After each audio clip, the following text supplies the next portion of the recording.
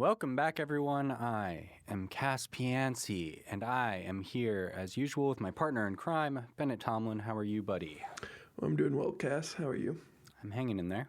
Today, we are talking about how stablecoins affect forks of other cryptocurrencies. So I'll let you take the reins on this one. You can go ahead and start us off. I know that we are going to be talking about, firstly, how the Tether Hack altered Omni. Omni is the first blockchain protocol that Tether was on, and it was forked after the Tether Hack. So go ahead and tell us that story. Yeah, and that story is a really important story because I think it really leads into the whole point I'm trying to get at here. So in November of 2017, the Tether treasury was hacked and just over 30 million Tethers were withdrawn.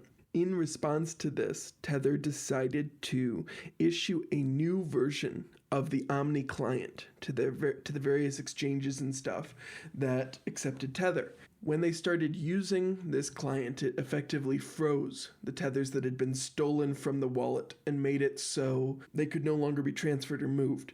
This change was actually a consensus-breaking change that Tether introduced into the Omni layer. And instead of going through the normal development process, going through the normal improvement suggestion process, they made this change quickly to the generic Omni client, sent it over to the exchanges and had them start running it, kicking the Omni reference client out of consensus and off the economic majority for the network. My thesis, my belief, is that as stablecoins have become increasingly important and more things are dependent on stablecoins like MakerDAO and DeFi protocols, the greater the power stablecoin issuers effectively have over governance of the cryptocurrency because they get to effectively choose which fork will retain the value of the stablecoins. I think your hypothesis might be true, but I do want to point out that Omni and Tether both had Craig Sellers working alongside the foundations or the companies. And so it would also make sense to me that Omni ends up forking when, not just because Tether is the dominant coin, but also because the team members are very similar. Sure, but I think it's telling that they didn't introduce this change into the reference client, right? Into the version of Omni being distributed by the Omni Foundation was for a period not in sync with the version of Omni that was being run by exchanges. And the reason for this is because Tether decided that the consensus rules for what is permissible on the Omni layer should change. And they arbitrarily made that change without going through any governance property and hard forked the network. And you suspect that that could still be possible even with bigger chains today? Yes. And so let's look at Ethereum, for example, right? Let's look at USDC because it's commonly used on there and is deeply integrated into a lot of DeFi protocols. In the case where there's some kind of schism in the Ethereum community or whatever that suggests there's a risk of a community changing fork like Ethereum and Ethereum Classic or Bitcoin and Bitcoin Cash, where you're seeing a substantial part leave because of some difference in opinion over direction. The stablecoin issuers can only recognize the value of their tokens on one chain, right? Because otherwise they end up having too many liabilities for the amount of assets they have. And so their ability to make that choice and the fact that any exchange that wants to accept that stablecoin needs to maintain the infrastructure to support that choice ends up giving them a lot of power. And this gets compounded when you consider how these stablecoins are used. So like MakerDAO is heavily collateralized by USDC, one of these stablecoins. So the MakerDAO team their coin will only effectively have value on whichever chain that the Circle team says is the legitimate chain. And then consider protocols like Alchemix that are dependent on MakerDAO. Their tokens, their protocol, their stuff will only have value on the chain that MakerDAO follows too. And so a lot of DeFi and a lot of these things have been built up with this idea of modularity, that each of these components should fit together, and in doing so you can build this system on top of it. But what that does is it gives the foundational pieces, like these centrally issued stablecoins, this extraordinary amount of power over the chain as a whole. But I wonder if some of the implementation of like Tether on Ethereum now and USDC also is that they have this smart contract that they can manipulate and utilize in ways that they see fit without necessarily having to alter Ethereum at all, right? Yeah, and that's why I did a little subtle rhetorical trick there where I switched from the example of Tether forcing a hard fork of the Omni network to a separate example where there's like a possible community schism, and basically the choice of the stablecoin issuer can severely weaken one of the chains before the fork even occurs, right? So when you're coming up on like some governance issue, like we were in Ethereum or Ethereum Classic, or in the big block size debate for Bitcoin and Bitcoin Cash, where there's disagreement in the community, whichever side the stablecoin issuer chooses is going to preserve so much more of the value. And I'm sure some people will disagree with this or adamantly agree with it, but I suspect that a lot of our Bcash friends are of the mind that Tether played a role, and Tether and Bitfinex together and exchanges outside of those two played a huge role in the block size debate. And because of Tether and Bitfinex and their executives and what they wanted, that decision was made, and it was made in BTC's favor. I'm coming into this asking questions because I'm not pretending I'm an expert. So I'd be interested to hear what you have to say about that. I think that gets at another point that kind of connects here, and that's that whichever coin keeps the ticker often keeps a lot of the marketing community, whatever energy behind it. So in like the block size debate, there were moments and there were some exchanges where there was legitimate debate, or at least it seemed that way from where I was sitting on Twitter, about whether or not the which fork would end up getting the ticker at all these exchanges, which would be called BTC. That choice by itself has a lot of impact just because of the mind share associated with like effectively the brand of BTC. And this is where we get into before, where I was talking about how because the exchanges need to run certain infrastructure, need to maintain certain nodes in order to accept the stablecoins, right? They might be more likely than to give that ticker to the stuff they already have to be set up to handle. And so you start to get into these situations where in the cases of these forks, these potential community schisms, you see these centralized entities having so much power over the community split. I've never thought about forks this way, so and maybe someone else has. Let me know if I'm way out of turn here, or if someone else has said it long before and it makes sense. But I never thought of forks as like a conglomerate breaking up, and I think that is on my mind right now because we have GE splitting up. And we have Johnson & Johnson splitting up. And historically speaking, as a matter of fact, when I've looked at some other companies that have ended up having to do similar things, it isn't necessarily the company that keeps the ticker that does indefinitely better. Do you think that there's any comparison there? Do you think that that makes sense in any way? Or is it not at all applicable? So I think this kind of connects back to a lot of our discussion with Oliver, right? When we were discussing the structure of these networks and what feeds into like breaking apart these communities or feeding into these communities. Because the value of these currencies is so dependent on their ability to attract new interest, to ensure there's people interested in them, I think that it is generally beneficial to, at the point of split, to be seen as the older, more established one that has persisted over the period, the one that can show the price history dating back to the beginning, right? And so I think providing that extra boost to basically the network effect to feed that flywheel at the beginning will generally cause a pretty strong separation in favor of the one that gets the ticker. This is not necessarily true. For example, you can imagine like in the Bitcoin and Bitcoin Cash fork, if early on it had turned out that Craig Wright wasn't lying out his ass and there was some SegWit breaking bug that was going to ruin the BTC chain in just a couple months, then that would have perhaps changed how the dynamics played out after that point. But I think generally, structurally, keeping that brand, keeping that ticker is going to benefit the token. But just quickly back to the point of the forks and conglomerates splitting up right now. For GE or for Johnson & Johnson, you have these companies that were built up over like 100 years and were acquiring a bunch of different, maybe you could say, I don't know what you say, vertical integration. I don't know what it's called, where you're trying to like have every aspect of some markets, and you're also trying to be able to, send yourself stuff for the medical supplies that you're making. And I don't know. At the same time, it makes sense to me that they're going to be splitting up now, and that some of them will obviously do better than others, right? And likely, based on stocks historically, I presume that it boils down to like some sort of fundamental value, right? Like there's some sort of something there. And I'm wondering if we look at these coins where like, yeah, clearly there's block size, and that's the most famous war that has happened.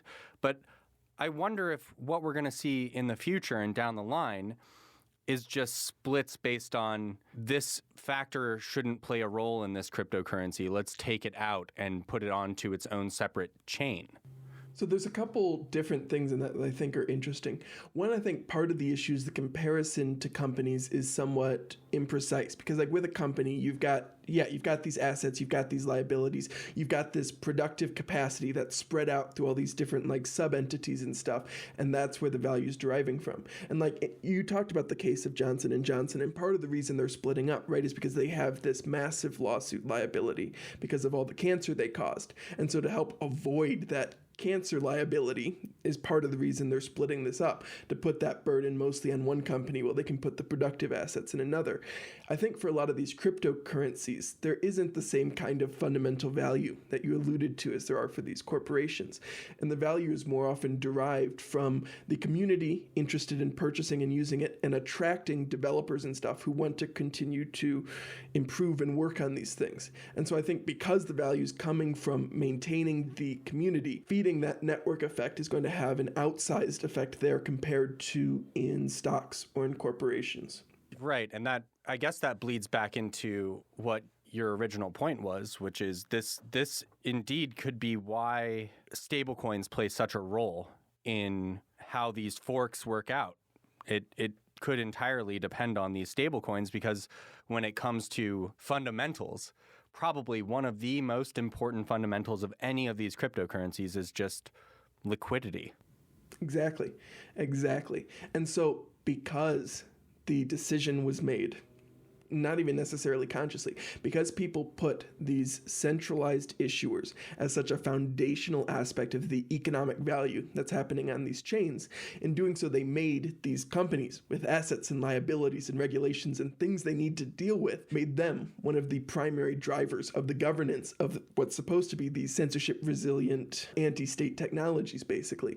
And so I think that dynamic has made it so, I think it is unlikely we see another fork quite like the Ethereum Classic fork or the block size fork, where there is like a significant period in question where it's unclear which one's going to be the victor. I think related to that, one of the dynamics that's been interesting to me since basically 2017 is we've seen, I think, fewer and fewer major forks off from the top projects, and more often we've seen like brand new chains being launched that are different in some way. And I'm curious if part of that dynamic is because it was easy early on to fork Bitcoin because it was mostly just simple transactions between people sending value. The more complex it gets, the more modular it gets, and the more layers there are built on top of it, the more difficult it becomes to capture any of that value by simply copying it. It's interesting that you brought up Ethereum Classic, because I hate to say this, but I've kind of completely forgotten about it. You don't need to hate to say it. It's a nothing coin. But, well, interestingly, it has like 1/20th the trading volume of Ethereum, and it still exists, and it's still like compared to genuine like meme coins that exist briefly and then disappear, it doesn't seem to have that. Do you think that there is a point to be made that like forks form communities, and those communities can last for a very long time, and they can be very devoted, and that even without the support of like a stable coin and a liquidity provider, that they could, I don't know, genuinely trend upwards. And not that we're seeing that with any of these. Ethereum Classic and BCH and BSV have all done far worse than the originals. But are there any examples of that, of them actually working better than their parent? I'm going to avoid that question better because some of our friends might have thoughts on the appropriate answer to that question. Sorry, I just mean I meant price appreciation wise, because speculation is the main thing that matters in this space. So yes, I think it's possible that one could eventually outperform. And this is why I thought our conversation with Oliver was so important, because it really got into some of those things that can contribute to that. And I thought one of the most striking things that we discussed as like the differentiator that keeps the network effect from being winner take all is the fact that often these communities form around like a specific goal orientation where they're focused on something uniquely. And so I can imagine scenarios where someone forks away from a chain for whatever reason. They think their goal is more valuable. And over time, there is some event that makes it clear to the market more broadly that that goal was the appropriate one to orient towards. And in that case, it is conceivable to me that value and interest would then flow towards that one, and eventually that network effect would overcome the initial advantage given to the chosen chain. I think, though, it's an extraordinarily difficult thing to do because many of the people participating in the cryptocurrency ecosystem aren't particularly interested in the goals of the different communities, and as you mentioned, are primarily here for speculation. And so that is a difficult fact to overcome.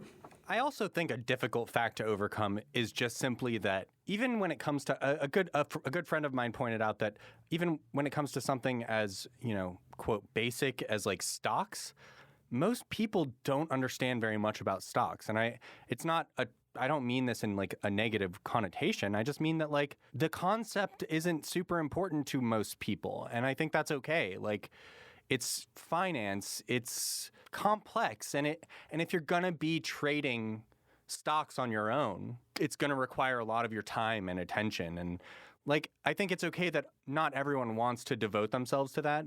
But I do think that it's funny that a lot of blockchain advocates, cryptocurrency advocates, whatever you want to call them, think that everyone wants to be as dedicated and involved in like the nuance and intricacies of cryptocurrencies as they are. Because I just don't think that that's true at all. What's also striking to me in that same vein is how many quote-unquote blockchain advocates seem to themselves not even necessarily be super interested in the way these functions and like what are the meaningful differences in decentralization between Avalanche and Solana and Ethereum, right?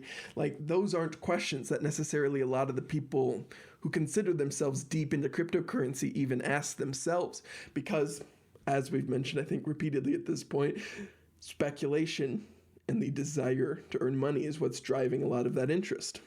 Right. What other points would you like to kind of draw on to reaffirm your hypothesis, but also hopefully give people who are active in the space something to think about when it comes to this? Well, I think things like this are why I got like so frustrated when I first looked at multi-collateral DAI and various decentralized finance protocols like that, is because there's the potential in many of these ideas to create meaningfully new things that could reasonably be called censorship resistant and allow for transactions outside of the control of any central parties.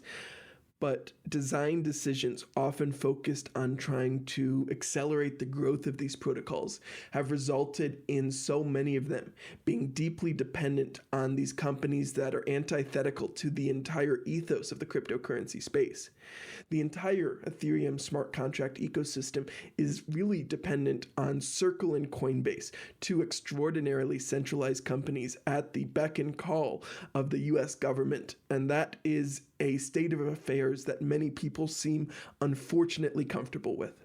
That reminds me of one of our episodes we specifically were discussing wash trading, which if anyone is unfamiliar with what wash trading is, it's basically if I'm the buyer and seller of an asset and I'm trading it between myself. There is no other individual involved, and I can do that to stabilize the price. I can do it to increase the price. I can do it to decrease the price. I can do it however I want to, really, because I'm the only one trading the asset. But one of the points that we made was that some exchanges report these kind of incredible volume metrics on these stablecoins.